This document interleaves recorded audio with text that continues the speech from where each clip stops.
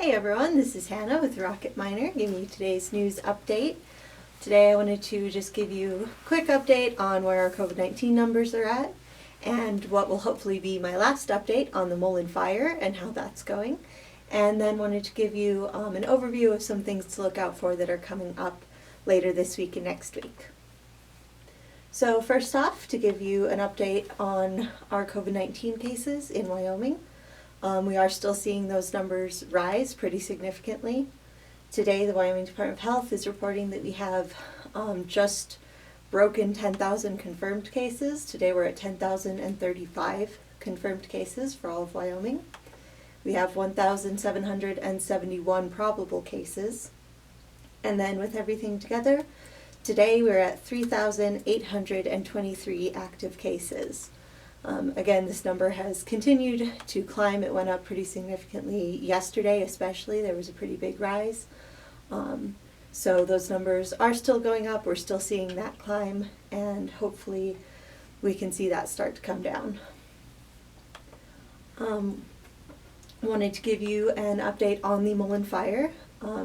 This is the fire that's been burning in the Medicine Bow National Forest for over a month now. I think it's 5 or 6 weeks at this point that it's been burning.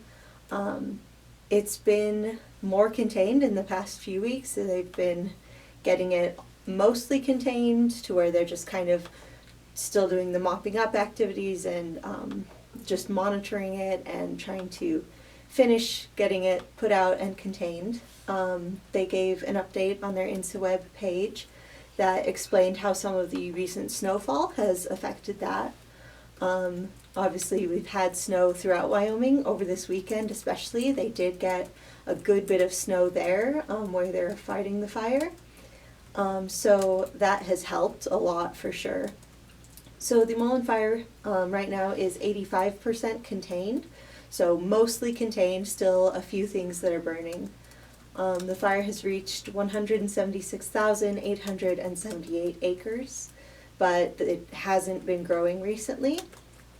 So it's not fully out yet, but it is not expected to grow anymore, and it's mostly contained and mostly out at this point. They said in their press release that a lot of people are asking if the fire is totally out now, if the snow has helped to put it out. Basically, they said the short answer is that this blast of winter weather has been enough to cool down the fire, but not put it out. So it's not out entirely.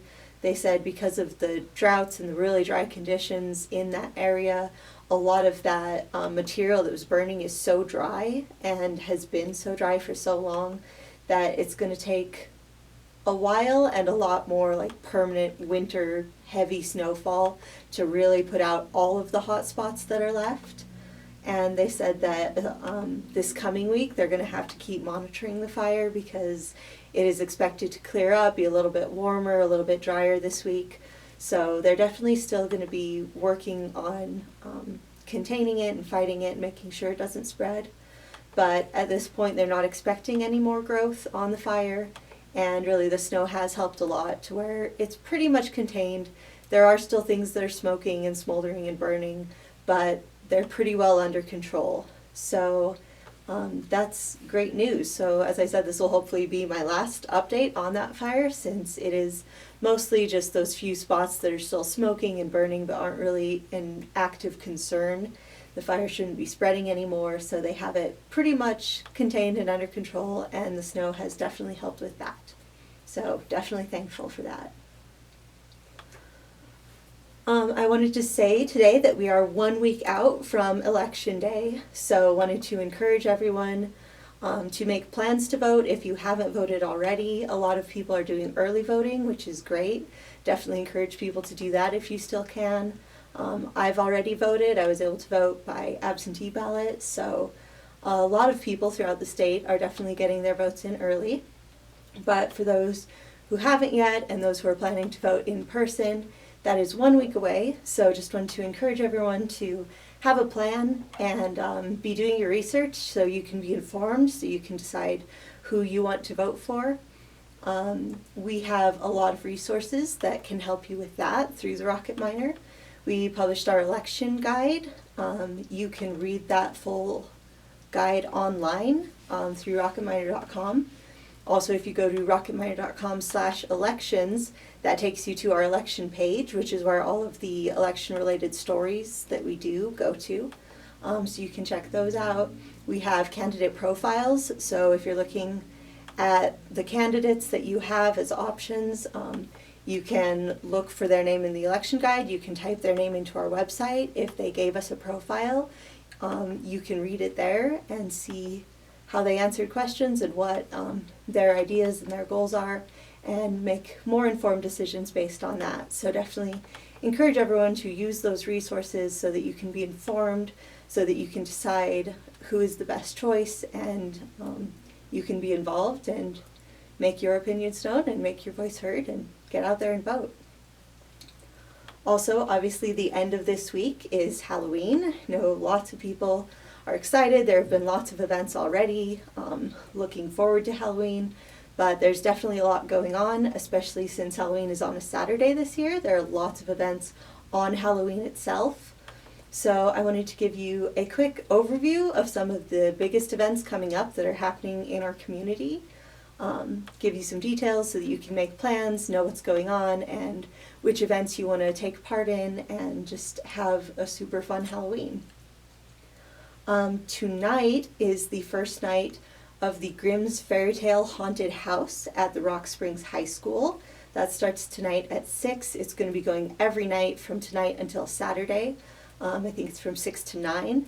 So definitely go check that out. The high school always does a great job on their haunted house. They put a lot of hard work into that, and I think this one's going to be especially awesome. I love fairy tales, so I'm really excited that they're going with the fairy tale theme. I think that will be really fun, so that's going every night this week. Also, before Halloween, on Friday, is the Halloween Cruise Through and Haunted Garden at Memorial Hospital. So definitely go check that out, and remember that that's on Friday. Then most of the other events, as I said, are happening on Halloween itself, which is Saturday. There's a lot of things going on in both Rock Springs and Green River. In Rock Springs, we'll have the downtown Halloween stroll. That's a classic, fun, favorite tradition in downtown that is coming back. So that'll be in downtown Rock Springs, lots of businesses participating. Other events, there's also the drive-through trick-or-treating at the fire department station that's on College Drive. Fire department's known for handing out their king-size candy bars, so definitely get in early on that one so you can get that. There's also going to be a trunk-or-treat event at Whistler and the Grand Ole Halloween Party at the Chamber of Commerce. That's hosted by the Republican Party, so you can go and meet candidates and talk to them, and they'll have lots of food and drinks and good stuff there. Then in Green River on Halloween, there's the Trunk or Treat Parade, the drive-through trick-or-treating at City Hall. There's going to be a Halloween costume parade at Castle Rock Rehabilitation Center, where you can walk through their parking lot on a parade for the residents there, and there will be goodie bags and things.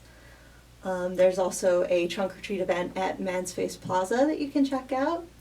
And this has been going all month, but there's the Dia de los Muertos exhibit at the Sweetwater County Museum in Green River, so you can go check that out and participate with that. So those are the main events that are coming up on Halloween.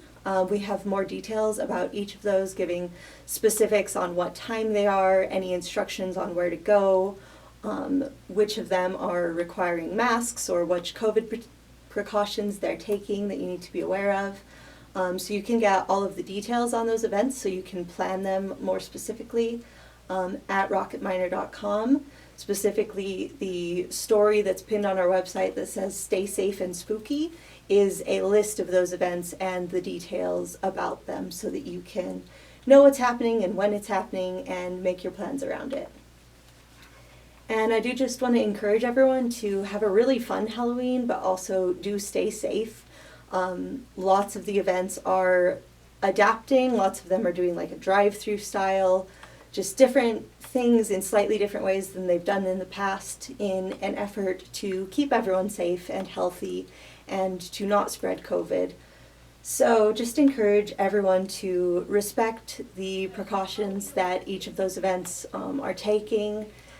Just wear masks, social distance, do your part in as much as you can. It is awesome that we can still have these events. I think Halloween is a great holiday that lends itself to being able to still do these things in a way that is safe, but we can still celebrate and still have just as much fun. Just need to adapt a little bit. And that's what Halloween's about, is being creative and adapting and transforming.